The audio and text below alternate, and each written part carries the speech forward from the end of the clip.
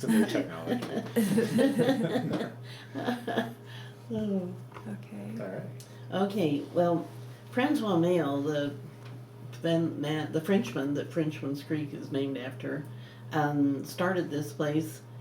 1863 was when he established this ranch, and he had been with the early group of miners too. He evidently tried to.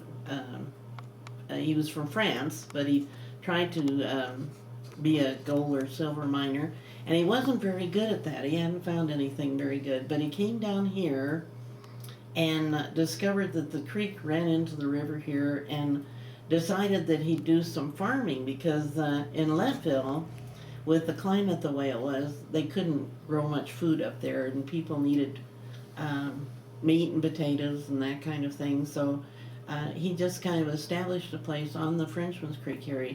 He found out it was easy to irrigate from this creek because he could just dam it up in different places and the water would run out on both sides.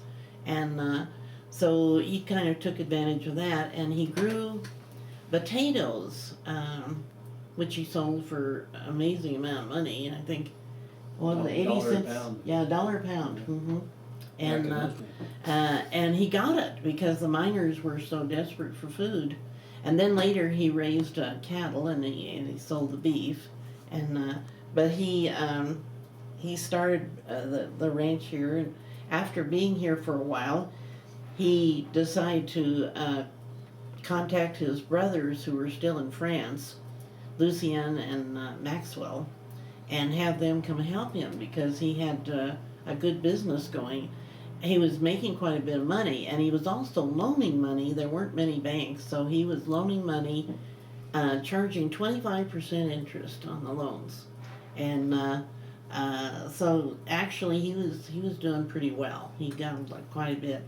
And he brought them over. They were helping him. He was raising potatoes and hay and cattle and selling them all to, decide to mine the miners and make money that way.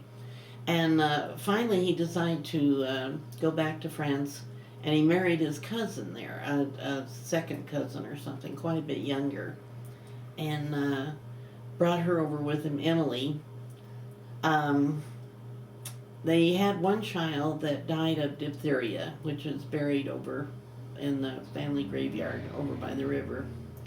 And then she died in childbirth, having the second child.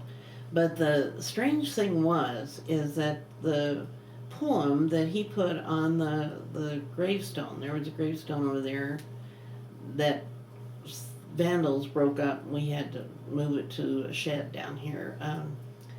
But the thing on the gravestone said, Emily, year of unhappy memory. And then it said, in her room, she went to her doom, but isn't this life of gall better than no life at all? Which sure sounds like suicide, doesn't it? Kind of, it implies that. But they were French Catholics, so they couldn't really, the family couldn't talk about that much. But there is still a big mystery about her and her death. She died just after Christmas. They said that she fell in the Arkansas River, and that could have happened, and it brought on their labor. And she did deliver a child, and the child lived, but she didn't.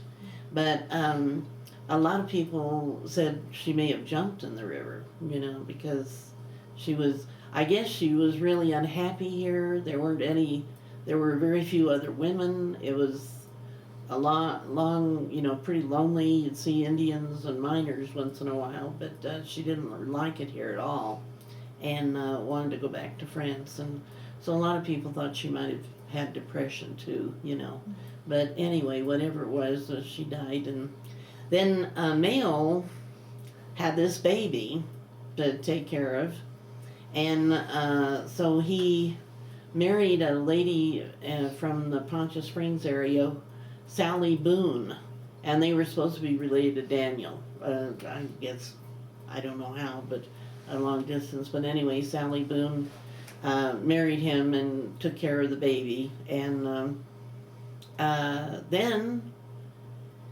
in March, a couple of years later, he died. He had what they considered pneumonia. And he said he'd gotten really wet in the spring and got this and died. Then she still had the little girl and everything, but she married Sam Hartzell, who owned a huge ranch, where Hartzell is over in South Park, and they had some children, and she raised Mayle's little girl and her girls together, and they had children. We were able to see some of the letters that were written back and forth when those girls went to school back east.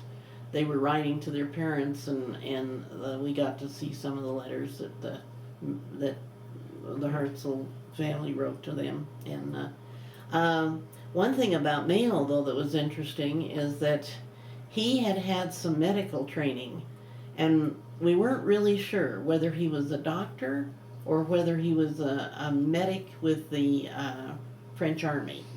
But he had medical experience, and people in this valley used him as a doctor. There weren't any doctors around, and there are other books that have been written, like their relative, like the Everetts wrote a history of down there, and they have in there that they had sent someone to get him when one of their relatives was very sick. They had to ride to get Francois Mayle to come down and check on their, and so people used him as a doctor. Now, whether he actually was a doctor or not, we're not really sure, but he was certainly the only medical person around in that period of time, and went back in those days. And so he was kind of interesting. Most of the people called him Frank Mayo. They just couldn't handle Francois. They just didn't know what to do about that. But anyway, they call it Frenchman's Creek because that's what it was, his creek, and so this ranch is one of the oldest ranches in the valley because it was 1863, and most of the rest of them didn't get going until the late 1870s or 80s, and so it was really an early one, and he's buried over there. And so is Emily, and so is one of their children. So, okay. That's neat. All He was the first rancher and clinic. Yeah, exactly. First clinic. Yeah. The Mayo Clinic, yeah. The Mayo Clinic. Exactly, I guess.